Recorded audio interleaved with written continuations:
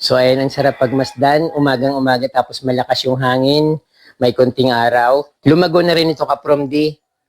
After nung magbulaklak, naubos lahat yung dahon, parang nawala lahat sila.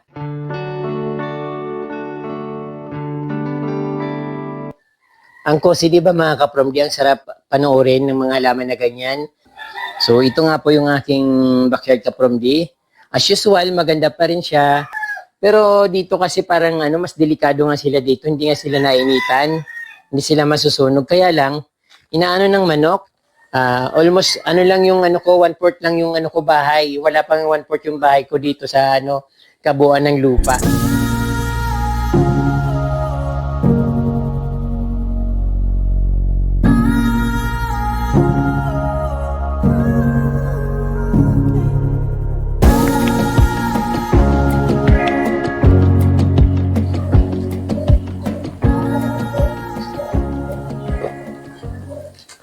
Good morning po mga ka-Promdi at welcome back sa Certified Promdi channel. Kung bago lang po kayo sa aking channel at palagi po kayong nanonood, huwag niyo pong kalimutan mag-subscribe at pindutin po yung notification bell para updated po kayo sa aking mga post na videos dahil napakarami kong mga gandang halaman.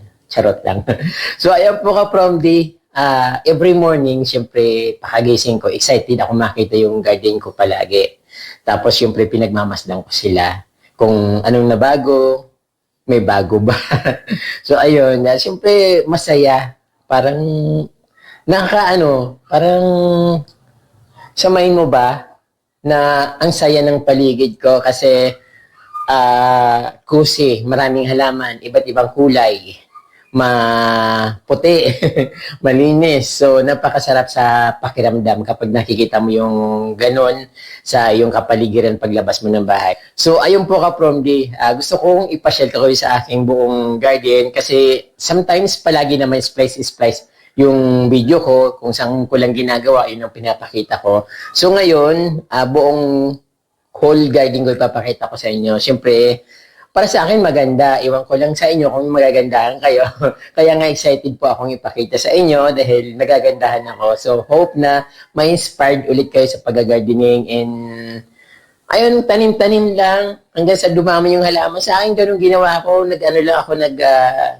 Kakating-kating lang. Pag may nakikita kong umuusbong na sanga dati. Pero ngayon, pag may nakita akong umuusbong na sanga, tinatapon ko kasi wala na akong mataniman. Pero, hindi naman ganun karaming halaman ko. Maliit lang kasi yung bakuran ko. So, ayun, tara ka-Promdi, mamasyal na tayo sa aking napakagandang garden. Hope na ma-enjoy nyo and ma-inspired ko yun ng mag-gardening. Tara! So, ayan ka-Promdi yung nakikita dito sa aking paglabas ng pintuan sa main door. Napakagandang pagmasdan, maliwalas, at siyempre, malinis. So, yun lang naman lagi kong maipapakita dito yung kalinisan ng aking garden. Maliwalas palagi kasi malinis. Maliwanag tingnan dahil puti yung bato. So, ayan.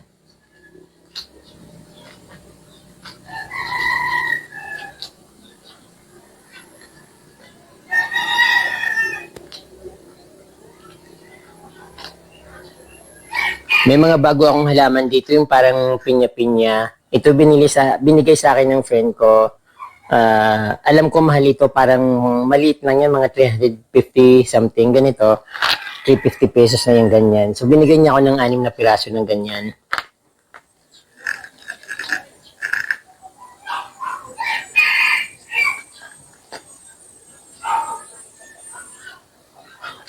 May bulaklak din ng aking bougainvillea. Medyo nalagas na yung isang kumpol doon. So, mayroon naman siyang pumapalit pero kukunti.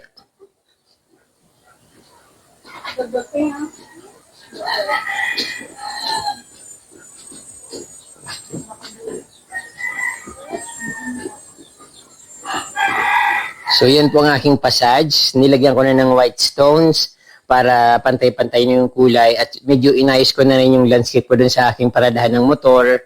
So hindi ko matanggal yung simento na yon kasi diyan ako nagpaparada ng motor. At pag inalis ko yung simento na yan, parang So rough na masyado. Hindi ko na masyadong maayos yung pagkapaparad ng aking Ferrari. So, ayun ang aking ano dito, yung pinaka pasad, passage bar, pasad. May bago na naman dahon yung aking Prince of Orange. So, ito yung una kong pinakita, ba't marumi? Tapos may lumabas na naman ulit ng panibagong dahon. Pero parang pakiramdam ko, lumago siya. Parang mabilis yung kanyang pagdahon. Ibig sabihin, lumalago.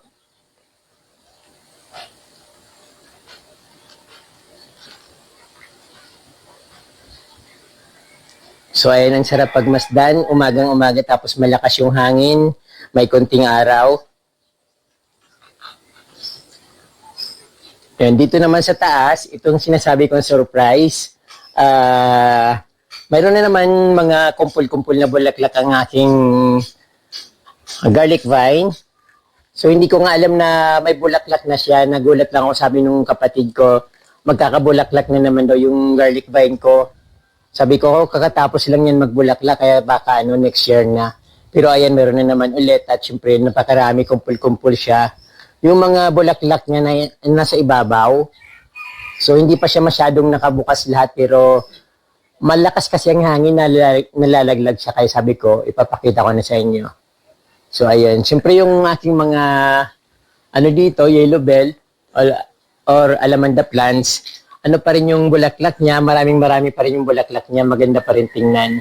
Kaya yan, ang nakakatuwa kasi sabay silang sumasabay rin itong pero ito seasonal, parang pero once ito pag namulaklak siya, parang sunod-sunod, mga 3 beses ata, pag naubos yung na yan, bulaklak, nalaglag na, magkakaroon ulit ng panibago. So ayan, baka mas marami pa.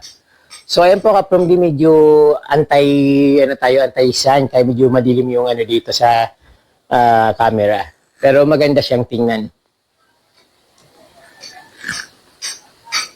Dito naman kaprom, di binago ko na yung dito, landscape. Dati, ang nakalagay dito yung mga bromeliads na hindi naman siya gumaganda. Yung parang kung lang yung basta may bromeliad lang. Kaya yan, tinanggal ko siya, tapos pinalitan ko ng begonia, yung malalaki yung dahon, yung pula yung ilalim niya. So ayan, sana gumanda siya. Kaya lang ang worry ko dito, kapag malakas yung hangin, siyempre ito matutumba ito. Masyado nang mabigat yung yellow bell para sa kanya pag humangin, kaya sigurado matutumba yan. So tatanggalin ko siya pag natumba kasi nakaangat na yung yung pinakapuno ng poste na nakakabitan niya. Dati nakalubog yan eh. Parang something na may nilabas lang akong siguro mga 2 inch na nakalabas ng simento, yung pinaka niyan, sa pinaka ground. So ibig sabihin konting-konti na lang yung nakabaon sa lupa. So yun ang aking munayka dito. Yung golden rosary, kakagupit ko lang nito kaprom. Siguro mga 2 weeks ago, ginupit ko ito. Tapos ang yabong niya, bilis-bilis nila tumaba. Then ito, ngayong ganun din, ang bilis nilang lumago. Sabi ko, ganun pala yun. Siguro, natutuwa sila dahil nandito ako palagi. Yun.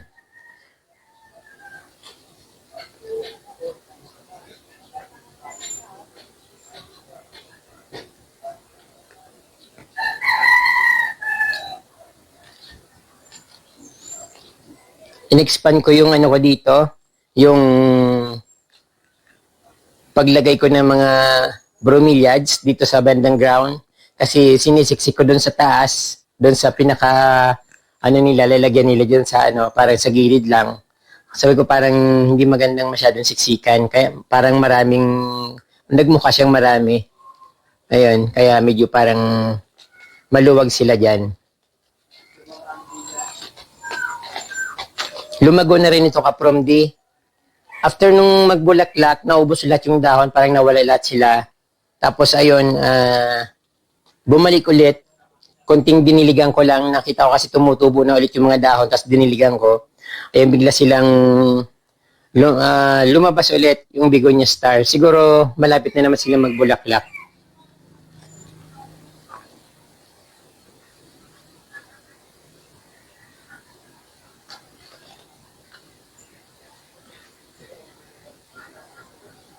Ayan aking mga bulaklaking halaman, garlic vine, and alamanda plants or yellow bell.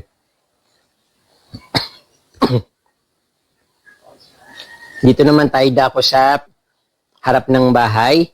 So, ayan yung mga bromeliads yan. Tinanggal ko kasi nasusunog ng araw at inilipat ko doon sa may kitchen sa likod ng bahay, sa backyard. Ayan. Pero pinalitan ko pa rin siya ng maliliit na bromeliads. Tapos, yung mga aking tricolor na kalatia.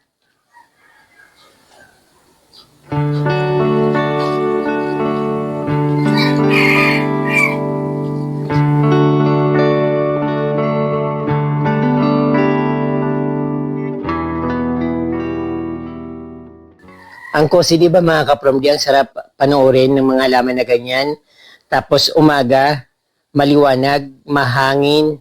Ayan, nakikita mo, humahangin siya. Para bang yung paraisong-paraiso ang dating niya. Kaya lang dito sa akin, kapag paraiso kasi parang natin, napakasarap yung kapaligiran. Ibang parang may overlooking.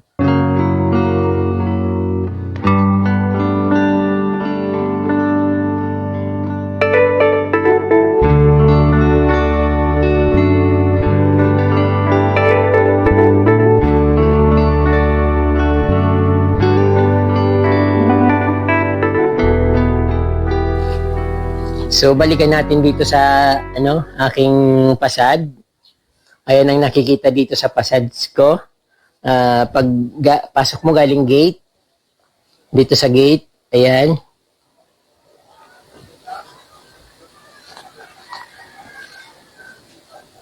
So, ayan po.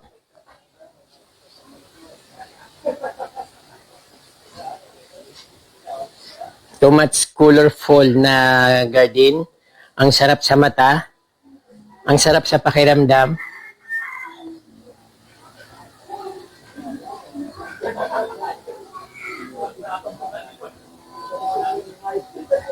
So ayan, punta naman tayo dun sa likod, sa backyard, para makita niyo naman yung kung anong ayos ko dun.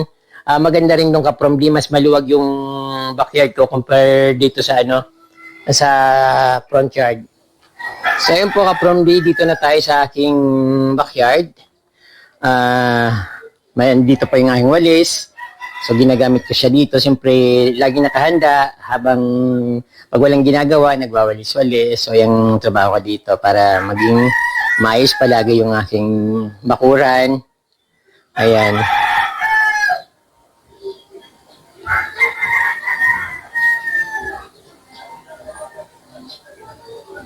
So ito nga po yung aking backyard kapromdi. As usual, maganda pa rin siya. At yung mga pumpkin ko, bagong gupit yan. Pero siguro mga 1 week ago, kaya yan tumutubo na naman ulit. So dito naman, ito yung mga bromeliads ko na nasa front yard. Nilipat ko dito. Pero dito kasi parang mas delikado nga sila dito. Hindi nga sila nainitan. Hindi sila masusunog. Kaya lang, inaano ng manok. Ayan, bagong-bago yung ang hirap-hirap pa dumaming dahon nito. Ang tagal-tagal dumaming dahon tapos biglang pupunitin ng mga manok. Ayan, so akala ko ligtas na sila dito sa likod ng bahay. Yung pala, mayroon mga terror dito. So, ayun. Bromeliads. Tiger plant. Ang ganda ng color ng bromeliad. So, para silang may oil. Ang kintab. Sana, iwasan ng manok ito. Hindi ko alam kung paano maitago ito sa mga manok. Kasi umiibabaw sila. Umaapak sila sa dahon. Tapos may tinutuka sila sa ibabaw. Hindi ko alam kung anong tinutuka nila. So, ayan. Mga halaman ko po dito.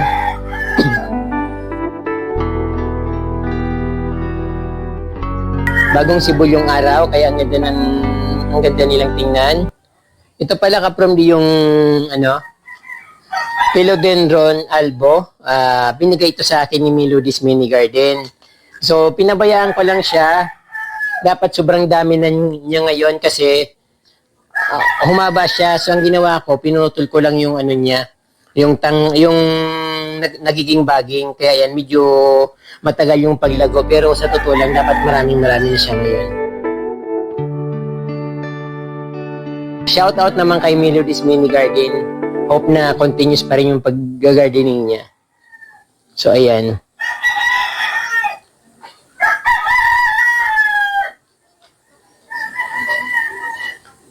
Ang ganda na ng aking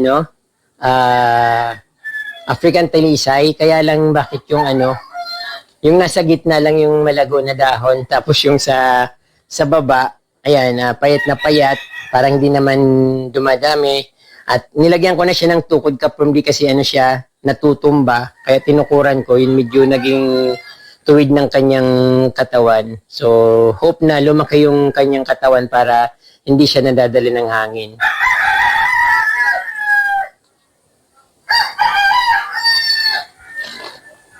So, ayun, meron pa ako isa niyan dito. Ang gandang tingnan. Lalo yung very nakaka-amaze. Yung combination ng combination ng African talisay, tapos yung golden legume, napakagandang tingnan, very maaliwalas. Tapos idagdag pa yung mga pokye na tinitrim ko, yung makulay na Eugenia plants. So, trinim ko ito dito kapromdi. Yung nasa gitna na yon ay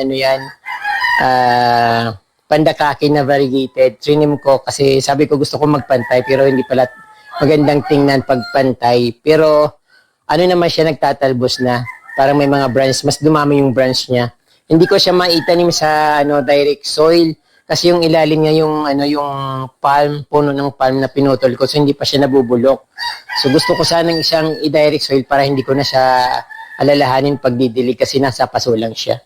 Binito yung naman, hindi pa siya nakikita ng uod. Kasi yung ganitong kulay, yung talagang kinukubkob ng uod. So, ayun.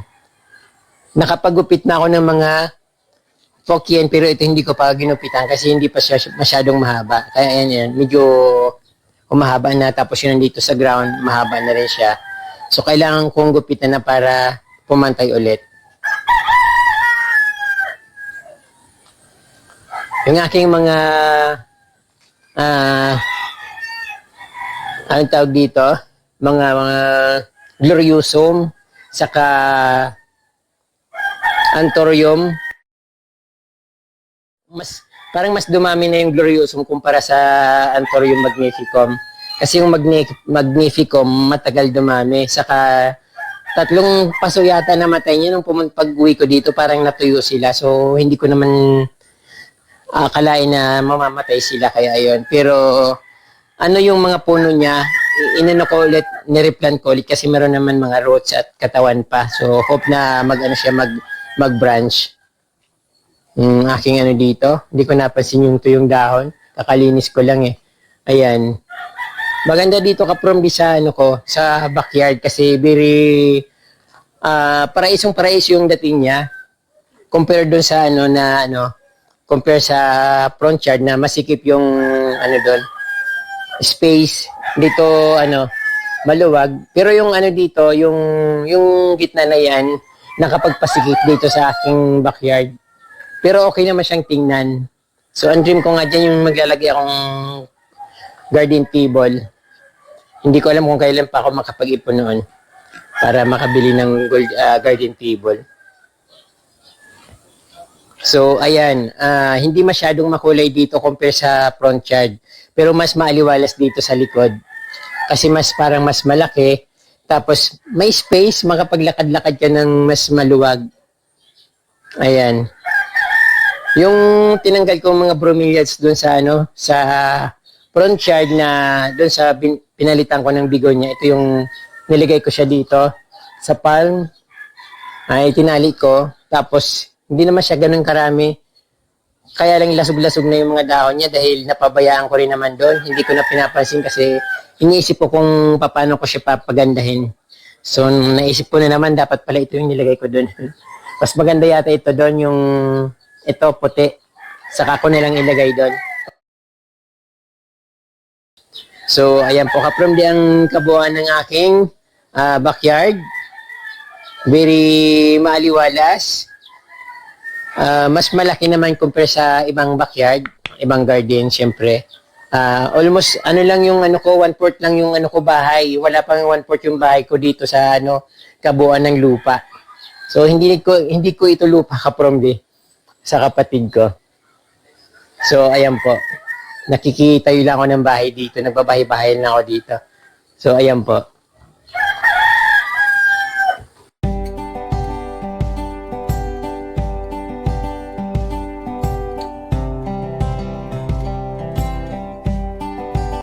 Maraming salamat po mga kapromdi sa inyong panunood at huwag niyong kalimutan mag-subscribe at pindutin po yung notification bell para updated po kayo sa aking mga bagong post na videos.